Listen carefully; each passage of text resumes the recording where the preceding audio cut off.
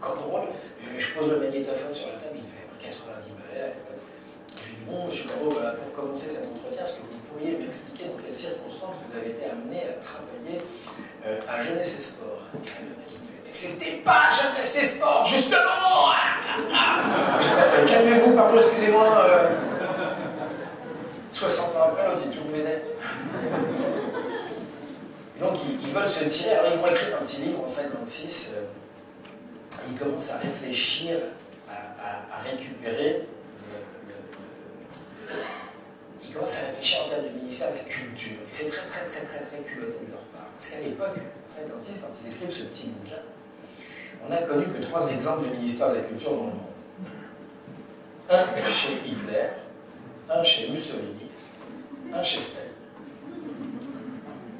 Le ministère de la culture, vous devez bien comprendre que c'est un concept totalitaire.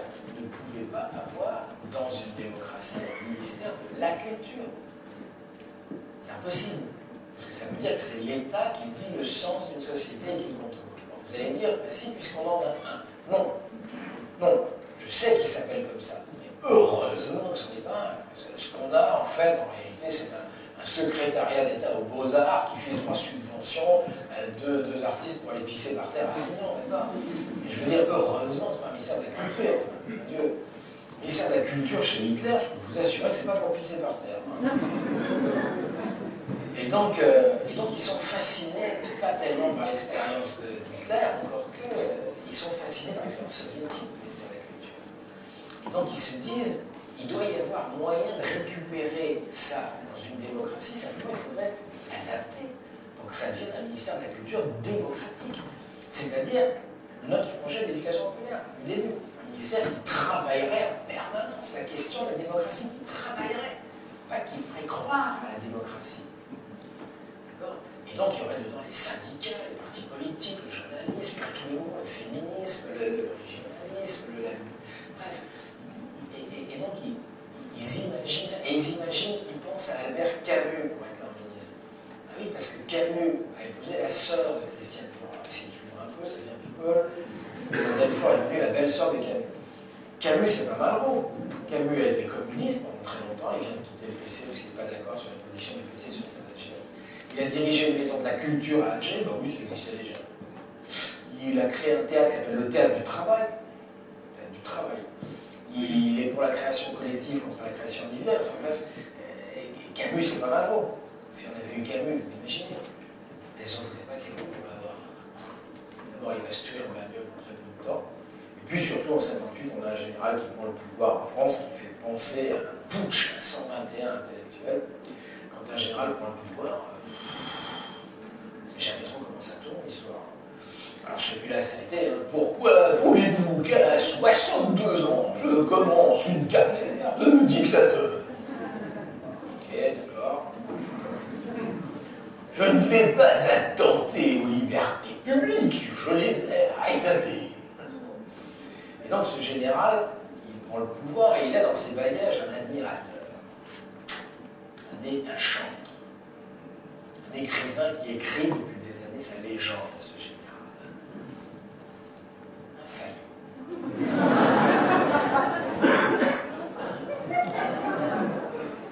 André Malraux. Raid génial, c'est l'autre, raid génial pour les uns, raid timbré pour les autres. Malraux est un énergumène qui fait marrer toute la classe politique. C'est un gars de la jet set. Il épouse des bonnes femmes riches avec leur pognon dans les années fin. Il fait du trafic d'armes en Extrême-Orient. Il va piller des temples khmers au Cambodge. Il fait du trafic. Il se fait gauler, ce con. Il fait 2 ans de tôle là-bas. La France arrive à le récupérer. Là-dessus, la guerre d'Espagne éclate. Avec le pognon de ces nanas, il s'achète une escadrille. L'escadrille André Malraux, l'escadrille espagnole. Et puis, du haut de son aéroplane, il jette des bombinettes sur les méchants fascistes espagnols. Il fait n'importe quoi. Du point de vue de la stratégie militaire, il fait n'importe quoi. C'est du dandisme. Les généraux républicains sont fous de colère après lui. Allez sur Internet, tapez Malraux Espagne, cherchez. Moi, j'ai tout trouvé. Donc, il n'y a pas de raison. S'il était le Bernard-Henri Lévy moyen. Mais ça va contribuer à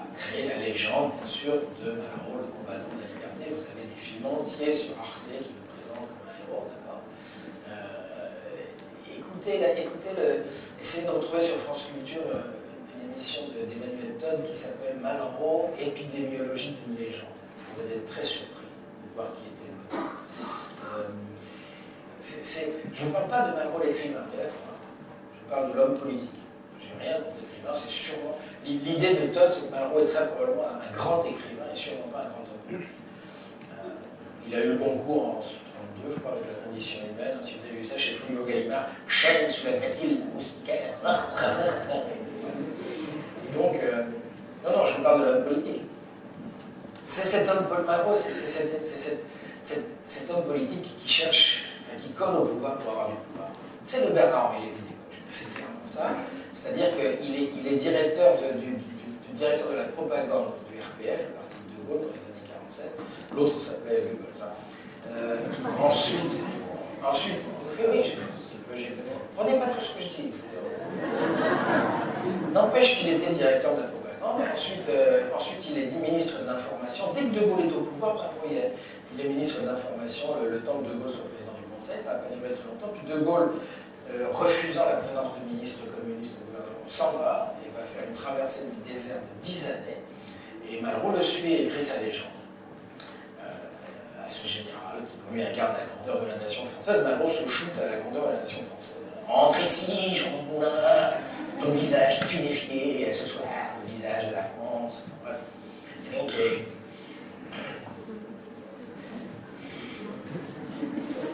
c'est un faux résistant. Il n'a pas bougé ses fesses de toute la résistance. Il a été décoré par De Gaulle comme grand résistant. De Gaulle ne pouvait pas savoir qu'il n'avait pas résisté, c'est impossible. Il s'est inventé des faux grades dans la résistance. Colonel Berger qui n'a jamais existé, avec des faux certificats médicaux, avec des fausses blessures. Ces deux frères ont été fusillés par les Allemands. Vous n'avez jamais entendu parler d'eux. Il n'y a pas une impasse qui porte leur nom en France. Il a raconté qu'il a libéré des villes avec ses hommes, dans ses anti-mémoires. C'est tellement bien fait, parce qu'il écrit lui-même sa légende, donc ça aide. Voilà. C'est tellement bien fait que Jean Lacouture, qui est un historien plutôt sérieux du gaullisme, s'est laissé avoir. C'est très impressionnant. Malraux est un type impressionnant, attention. C'est un type, c'est un mythomane d'abord. Un mythomane, c'est quelqu'un qui croit à ses propres mensonges. C'est un type extrêmement brillant. Il y a des tas d'hypothèses sur le type de maladie qu'il avait, on ne sait rien. Enfin, bref, c'est un type voilà, c'est un type impressionnant. Et puis il écrit la légende de Gaulle, et donc quand De Gaulle arrive au pouvoir, De Gaulle a tous les intellectuels contre lui. Ils sont tous à gauche. Sartre est à gauche, Camus est à gauche, tous. Il y en a un qui est gaulliste. C'est Malraux. Alors ça va payer. De Gaulle convoque Debré, le père du fils. Et De Gaulle exige un ministère pour Malraux tout de suite. Alors Debré se dit « Oh non ! Ah non, on va pas commencer comme ça, pas un ministère pour Malraux, merde, putain, la vache fait chier. » Je suis pas sûr de la citation historique. En gros, c'est l'idée, tout ça est très connu, je vous raconte ça, c'est dans des bouquins, lisez le livre de Philippe Urfalino sur l'invention des politiques culturelles, c'est un livre très sérieux, très bien fait, donc tout ça est connu. Donc, en fait, ce qui se passe, c'est que Debré est catastrophé, je ne vais pas donner un ministère à Malraux, on va commencer la 5e République comme ça, Malraux est un zozo, enfin, il fait des... Et donc, alors il va voir Malraux, il dit, monsieur Malraux, le général voudrait vous confier un ministère, eh bien, qu'est-ce que vous voulez être comme ministre? Malraux répond, je veux être ministre de la jeunesse. Alors on est en 58, on a pris 3 exemples de ministère de la jeunesse dans le monde, un chez Hitler, un chez Mussolini, un chez Staline. Le ministère de la jeunesse, attention, c'est un méga ministère qui coiffe toute la société civile, qui coiffe l'éducation nationale, les affaires sociales, c'est un ministère de surveillance, un bataille sociale. L'autre, il veut être ministre de ça, Debré refuse catégoriquement. Debré vivant, il n'y aura pas de ministère de la jeunesse en France. Jamais. On vient de pendre les directeurs des maisons de jeunes en sortant de Libération, donc hors de question.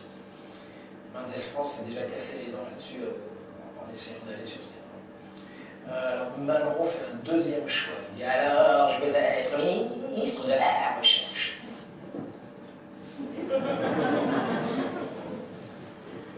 La recherche, l'élite, tout ce qui est. Alors là, je ne suis pas dans la tête de Debré. oui, on va filer la bombe atomique à Malraux, il n'y a pas de problème.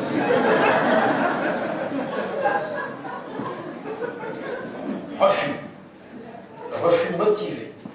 Refus motivé devrait faire remarquer à Malraux qu'il n'a pas les compétences pour être ministre de la Recherche. Bon, il voulait dire les qualifications, mais il n'était pas marxiste. Alors Malraux fait un troisième choix. Malraux dit alors, je veux être ministre de la télévision. Ah, Debré, on va se dire ambulance. On est en 58, hein, vous avez 14 postes en France, tu vois. C'est une boîte en bois. La moitié du temps, tu as une horloge, à l'autre moitié, tu as une bonne femme qui te donne l'heure, tu vois. Donc, personne ne croit à ce truc-là. Enfin, vous avez des articles très très célèbres pour dire que cette invention n'a aucun avenir, etc. Malraux a déjà compris. Malraux est fou, mégalomane, tout ce que vous voulez, mais il est génial.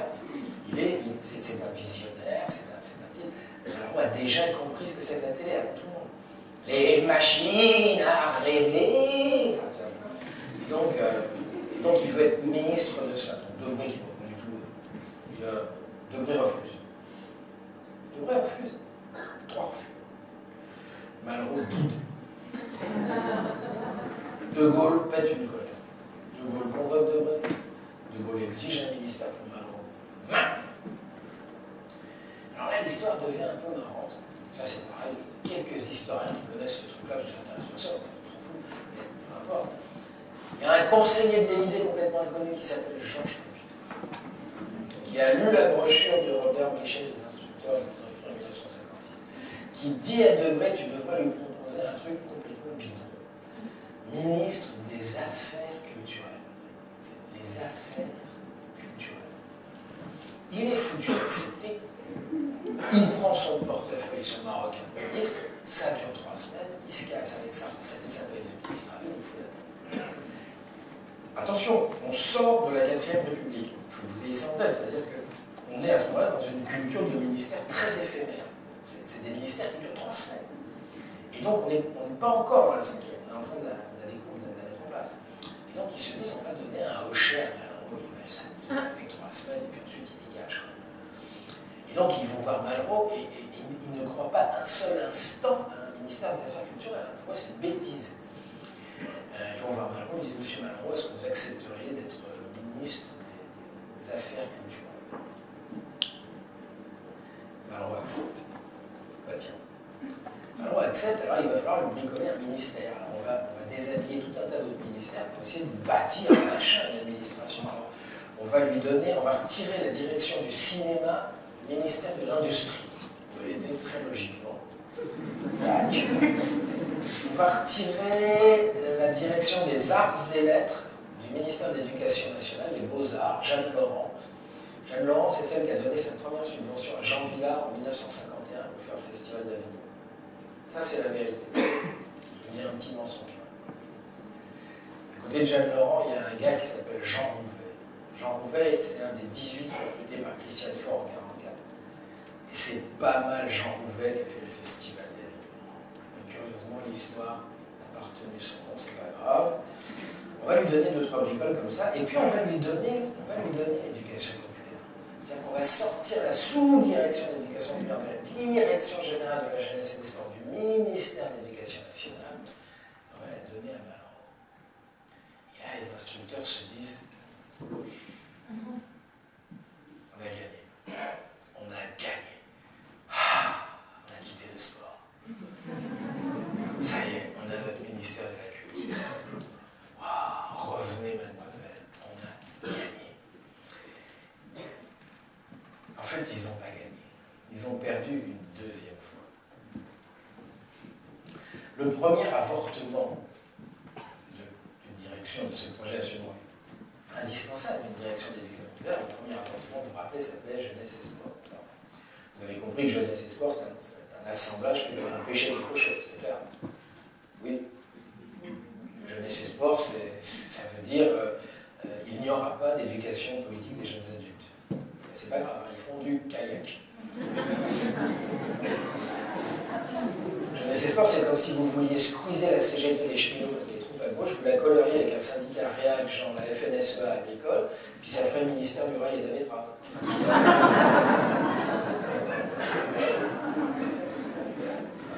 Donc, le premier avortement s'appelait jeunesse et sport. Et le deuxième s'appelle culture, mais ils ne le savent pas encore. Parce qu'à ce moment-là, ils croient qu'ils ont gagné. Ils sont fous, les gens. Christiane Faure revient en métropole. Et elle va travailler des nuits entières avec Pierre Moineau, qui est le premier directeur de cabinet d'André Malraux, qui est un type extraordinaire, qui est un académicien. Il est peut-être encore vivant, Pierre Moineau. Et ils vont travailler à bâtir ce ministère de la Culture, et notamment à imaginer ce que seront, ce que Malraux a demandé, les maisons de la culture, puisque Malraux, il ne s'est pas foulé, il s'est pas fait chier. Il a dit, je veux une maison de la culture dans chaque ville de France. Il n'a pas dit ce qu'il y a dedans, il n'a pas dit d'accord, ensuite il va faire comme ça, etc. Claude Pompidou raconte que quand il va dîner chez les Pompidou, Malraux, il parle tout seul. Mais dans la même phrase, il te met Ronsard, les pyramides, l'architecture, le cinéma. C'est un type très brillant. Et donc, ils vont commencer à imaginer les maisons de la culture comme des maisons de la culture. La culture avec un petit C, pas avec un grand Q. Et donc, ils se disent, il y aura les syndicats, il y aura le féminisme, il y aura le mouvement social, il y aura les journalistes, il y aura les artistes ça fait partie de la culture, il y aura les profs, il y aura toutes les associations, etc. Et ils imaginent un truc de fou, une espèce de bouillonnement effervescent politique, enfin, l'éducation populaire. Et ils se disent, on a gagné. Et en fait, ils n'ont pas gagné, mais pour une raison, donc Camille Ajour, une chercheuse, Marie-Ange Roche, qui a écrit un livre là-dessus, c'est qu'il faut donner des fonctionnaires à Malraux, mais personne n'accepte d'aller chez Malraux. Quand vous êtes fonctionnaire, vous sortez de l'ENA, vous n'allez pas griller votre carrière dans un ministère débile. Il y en a un qui va y aller en cachette à condition que ça n'apparaisse pas dans son dossier de carrière. C'est François Bloch-Léné. Et donc, impossible de trouver des fonctionnaires. Aucun n'accepte d'aller chez Malraux. Vous imaginez un peu le truc. Alors, on va donner à Malraux des fonds. Ça va, Malraux, ça vous fait chier? J'ai un doute. En fait, ils s'en foutent, en fait. Bon, si ça ne va pas, vous me faites comprendre, en fait. Donc, on va donner à Malraux des fonctionnaires dont on croit se débarrasser, des fonctionnaires dont personne ne veut, les fonctionnaires rapatriés de la France d'outre-mer. Et là, ça devient énorme. Décolonisation, la France se fait virer de partout. La France se fait dégager du Tchad, du Lubangui-Chari, du Darou, de la Haute-Volta, de la Guinée, de la Cochinchine, de l'Algérie, etc. La France se fait dégager de partout. Vous avez une armée de fonctionnaires qui vient en métropole. Il faut les affecter. Ce sont des fonctionnaires. Il faut les mettre quelque part. Et personne n'en veut. Ce sont de joyeux gauchistes, si vous me suivez. Le genre aspect positif de la colonisation.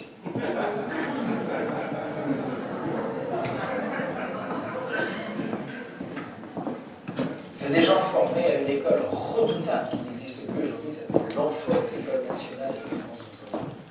C'est des gens qui sont déjà habitués à imposer la culture française. C'est déjà ça leur boulot. Par la force, par la guerre, s'il le faut, par la prédation des ressources naturelles au service des entreprises françaises, je veux dire par des routes de dispensaires, des écoles.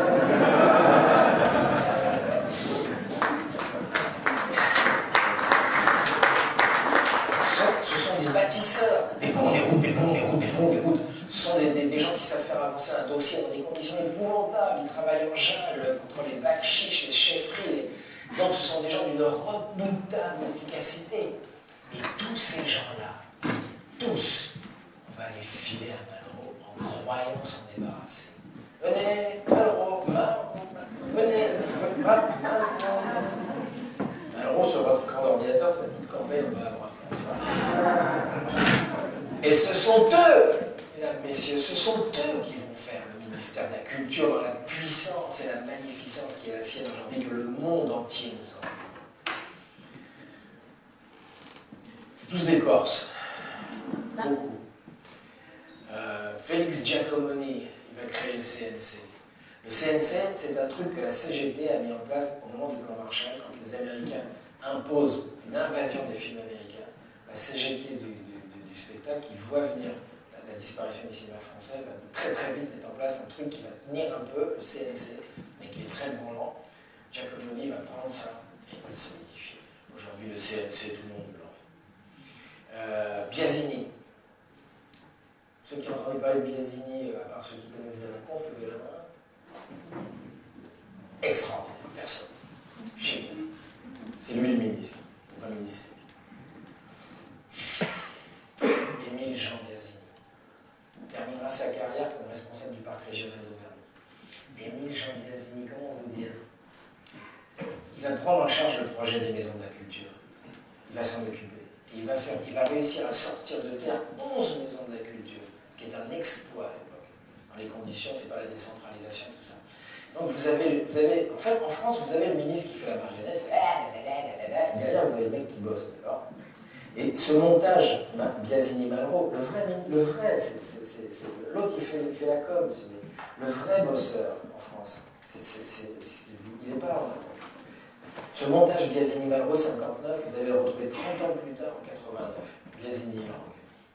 89, le ministère de la Culture s'appelle le ministère de la Culture, de la Communication, des Grands Travaux et du Bicentenaire. Qui, d'après vous, va construire les grands travaux mitterrandiens? Qui va construire la grande arche? Qui va construire la très grande bibliothèque? Qui va construire le grand Louvre? Jacques Lang n'a pas le droit de mettre son nez dans les dossiers. Il en fera des crises de nerfs. Biasini, il est discret, il bosse. C'est lui le vrai. L'autre, il fait la fête de la musique.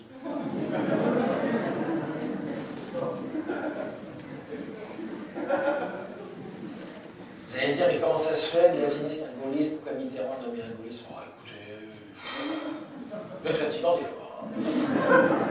Qu'est-ce qu'il était, Mitterrand, sous la 4e, comme ministre, entre autres? Il a été à l'intérieur, il a été à la justice, il a refusé la grâce à 180 ou 130 Algériens quand il était accusé, tout à fait. Ça, c'était avant de supprimer la peine de mort. Mais surtout, il a été ministre des colonies. Biasini était gouverneur du Tchad, puis de la Guinée. C'est quand même, c'est rigolé. Et donc, bref. Et donc, Biasini, il arrive, et Biasini, ça va tout changer. Parce que Biasini, il va regarder on lui prête deux influences, Biasini. Premièrement, il va regarder les attributions de l'État dans son portefeuille, et il va s'apercevoir qu'il y a l'éducation populaire. Et il va faire. C'est quoi ça? Et là, il dit ça, j'en veux pas. Ah oui, attendez, Biasini est droite, c'est un gaulliste, mais l'éducation populaire, elle a grossi. Elle a grossi depuis la libération. Vous avez la Ligue de l'enseignement qui était interdite sous Pétain qui s'est ramenée, qui a rempli le volume. Vous avez les MJC, les centres sociaux, les fonds camarades, les CNA, l'UFCV, Léo Labruge, Léo Jean Blanche. Vous avez toute la famille, si vous voulez, et c'est tous des laïcs, c'est tous des gens de gauche et tout ça. Donc Biasini dit mais ça j'en veux pas. Et Debré lui dit oui mais c'est trop tard, on les a transférés, et tu les gardes. L'autre il dit mais j'en veux pas, ils sont incontrôlables, ces gens-là, j'en veux pas. Et donc il y a un bras de fer, et Debré lui dit tu les gardes au moins 2 ans. Biasini il est patient. Il dit ok.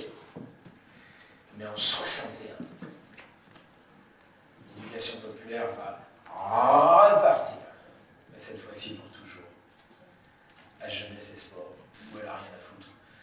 Et où Mademoiselle Faure terminera sa carrière en 1973, en ne voulant plus jamais qu'on lui parle de cette histoire, jusqu'à ce qu'un énergumène l'appelle au téléphone en la prenant pour un homme, et qu'elle lui dise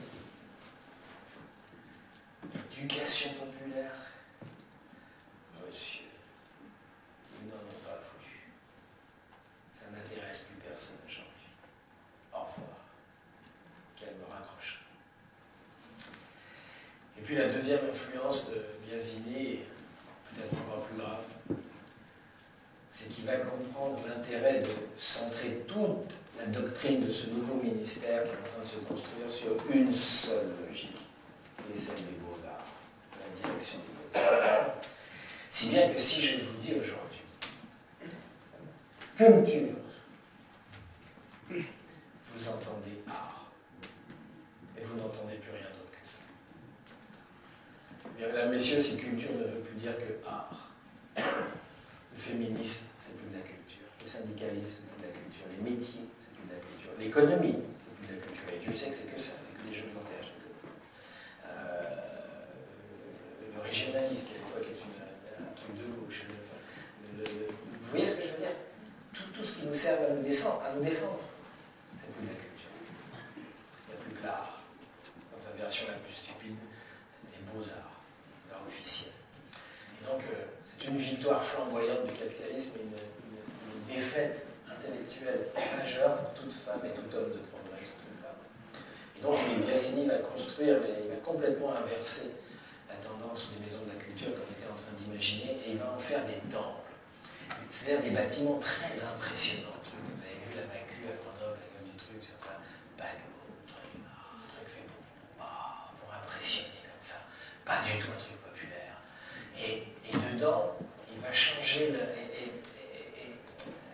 comment c'est la phrase des missions des maisons de la culture? C'est dedans, on va y présenter les plus hautes œuvres du génie humain et d'abord du génie français. Génie. Pas vous, pas moi. Ça, c'était le projet de Christiane Faure, c'est le projet des instructeurs, ça. Le génie. Et nous, on va être autorisés à entrer dans ces trucs-là, dans ces cathédrales de la culture, on dira après, pour contempler ce mystère. Vous êtes déjà entré dans une maison de la culture? Moi, je suis entré dans celle d'Amiens une fois. C'est immense, c'est complètement désert. Tu parles tout bas, je sais même pas pourquoi.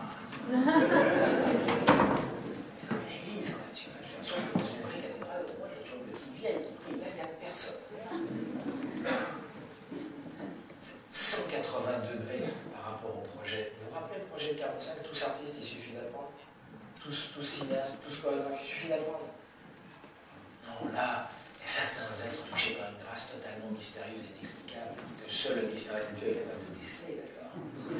Et donc je suis entré un jour dans cette dernière, et là, vous avez une rangée de bidons. Vous avez des gros bidons en fer, des gros bidons métalliques, vous avez une rangée comme ça contre un mur. C'est une œuvre.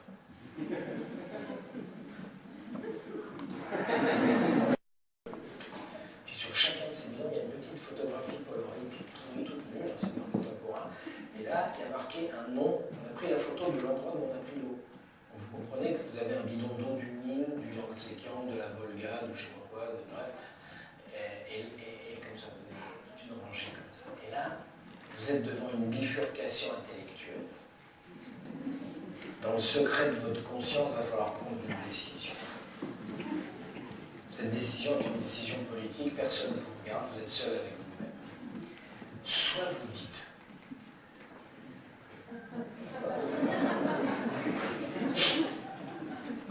c'est complètement con. Puis si ça se trouve c'est bidon, ça se trouve c'est de l'eau d'Amiens. Puis ça a dû coûter bonbon cette connerie. Moi si on me file des millions, je vais bien aller chercher de la flotte, qu'est-ce que c'est que cette merde? Puis je vais faire pareil, blablabla. Et vous êtes un prolétaire. Soit vous dites, bon, moi je trouve ça bidon, et si je le dis, je vais avoir l'air d'un prolo. Il vaut mieux que je dise qu'il y a une démarche.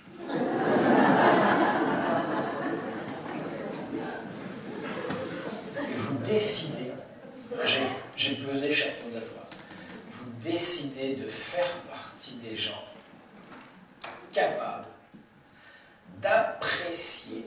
Je n'ai pas dit de comprendre. L'art contemporain prétend expulser le sens. Ce n'est pas moi qui le dis, c'est lui. Il dit que s'il y a du sens, si ce n'est pas le spectateur qui attribue le sens à l'œuvre, c'est donc toujours pas de l'art. C'est du sociopus, c'est tout ce que vous voulez. Vous décidez de faire partie des gens capables d'apprécier cette démarche. Et donc l'art contemporain, l'art contemporain, comme je l'appelle en rigolant, il réalise ce petit miracle qui est que dans une démocratie, l'enjeu des luttes de classe, il est toujours le même. Toujours, il n'a pas changé, c'est de convaincre les classes moyennes de faire alliance avec les classes populaires contre les classes dominantes. C'est ça l'enjeu.